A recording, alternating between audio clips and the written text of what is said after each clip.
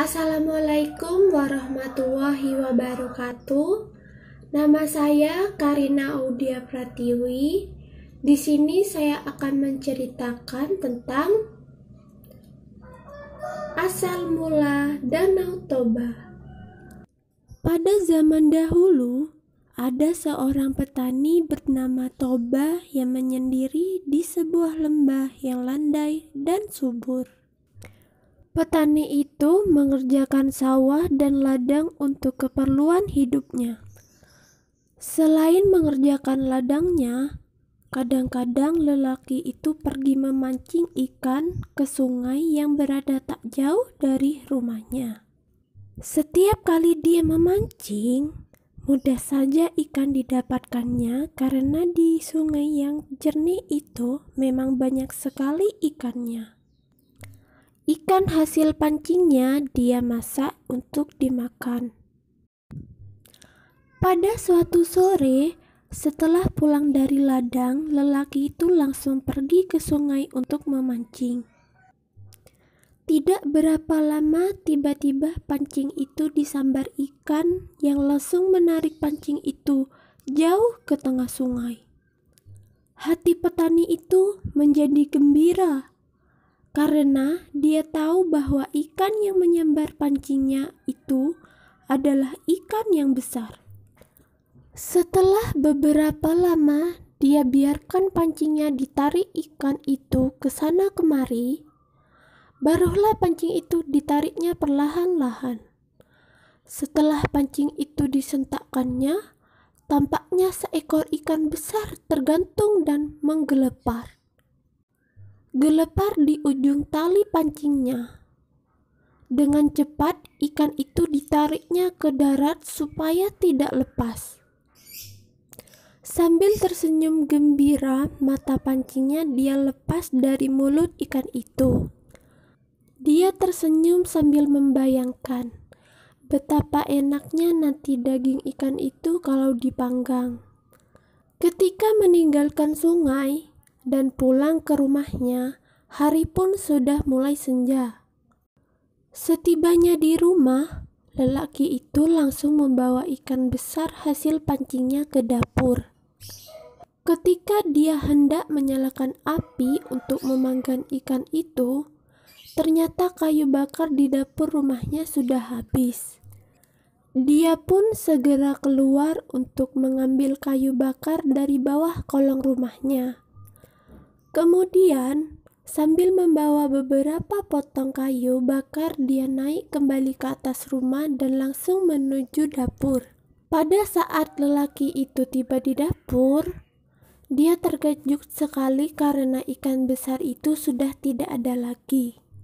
Tetapi di tempat ikan itu tadi diletakkan tampak terpapar beberapa keping uang emas.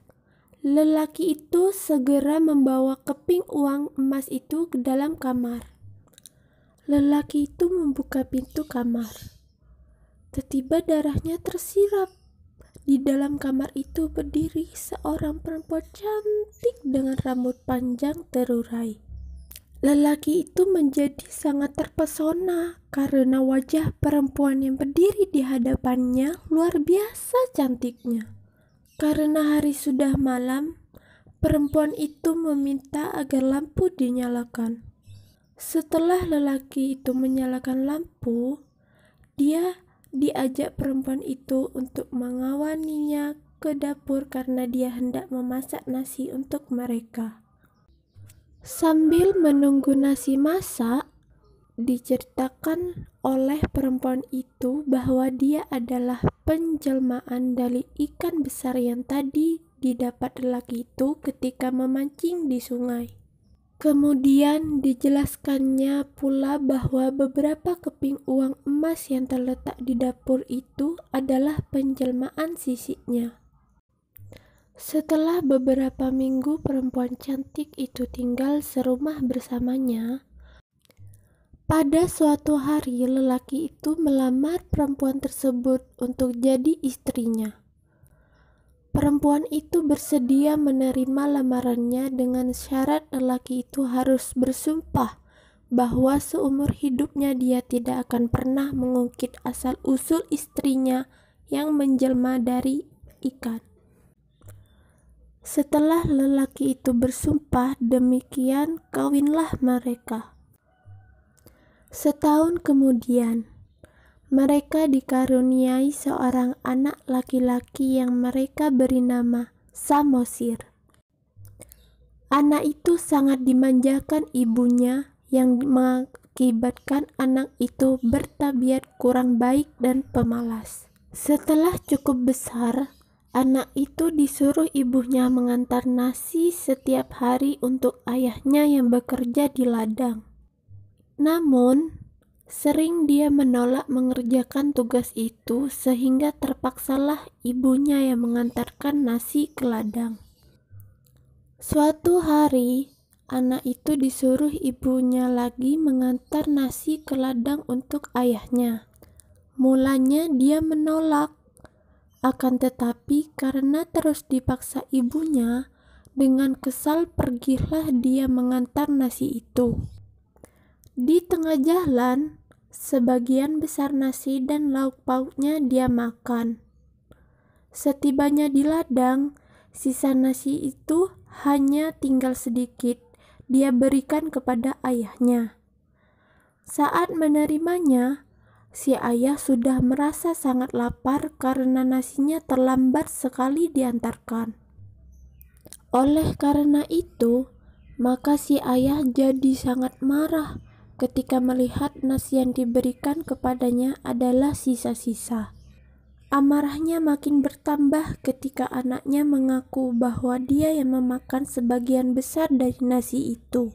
Kesabaran si ayah jadi hilang dan dia pukuli anaknya sambil mengatakan, "Anak yang tidak bisa diajar, tidak tahu diuntung, dasar keturunan perempuan ikan." Sambil menangis, anak itu berlari pulang menemui ibunya di rumah. Kepada ibunya, dia adukan bahwa dia dipukuli ayahnya. Semua kata-kata cercaan ayahnya kepadanya dia ceritakan pula. Mendengar cerita anak itu, si ibu sedih sekali, terutama ketika suaminya sudah melanggar sumpahnya dengan kata-kata cercaan yang dia ucapkan kepada anaknya itu. Si ibu menyuruh anaknya agar segera pergi mendaki bukit yang terletak tidak begitu jauh dari rumah mereka dan memanjat pohon kayu tertinggi yang terdapat di puncak bukit itu. Tanpa bertanya lagi, si anak segera melakukan perintah ibunya itu. Dia berlari menuju ke bukit tersebut dan mendakinya. Ketika tampak oleh si ibu, anaknya sudah hampir sampai ke puncak pohon kayu yang dipanjatnya di atas bukit. Dia pun berlari menuju sungai yang tidak begitu jauh letaknya dari rumah mereka itu. Ketika dia tiba di tepi sungai itu, kilat menyambar disertai bunyi guruh yang menggelegar. Sesaat kemudian dia melompat ke dalam sungai dan tiba-tiba berubah menjadi seekor ikan besar. Pada saat yang sama, sungai itu pun banjir besar dan turun pula hujan yang sangat lebat. Beberapa waktu kemudian, air sungai itu sudah meluap kemana-mana dan tergenai lembah tempat sungai itu mengalir. Pak Toba tak bisa menyelamatkan dirinya. Ia mati tenggelam oleh genangan air. Lama-kelamaan, genangan air itu semakin luas dan berubah menjadi danau yang sangat besar yang di kemudian hari dinamakan orang Danau Toba. Sedangkan pulau kecil di tengah-tengahnya diberi nama Pulau Samosir. Sekian kisah dari saya. Wassalamualaikum warahmatullahi wabarakatuh.